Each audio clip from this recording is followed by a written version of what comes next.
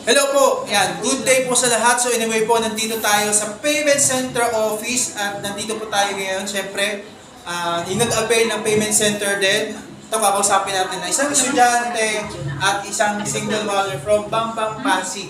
Anyway po, yan. So anyway, ma'am, okay na bang malaman natin na paano mo nakita yung business? Ano yung nakikita mo so far? So far, bakit naisipan mo talaga mag-Payment Center?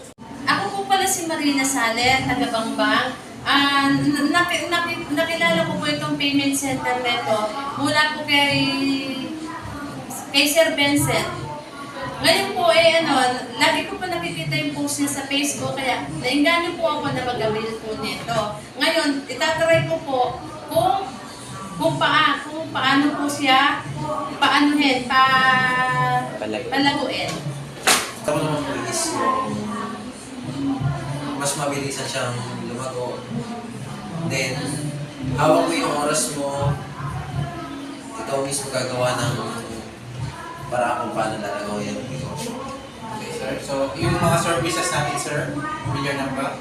Yes po, about sa mga airline ticketing, mga unitans, insurance, then mga bills payment. With that po, congratulations. Ayan, so welcome po sa lifetime nating business and lifetime pagkakitaan. Na pwede kang kumita ng 60,000 to 90,000 monthly at depende pa sa mga transactions. And sir, ano po yung masasabi mo sa mga gusto pong mag-avail na payment center natin? Kaya po kayo, habang maaga ay mag-avail na po kayo habang naka-promo pa po.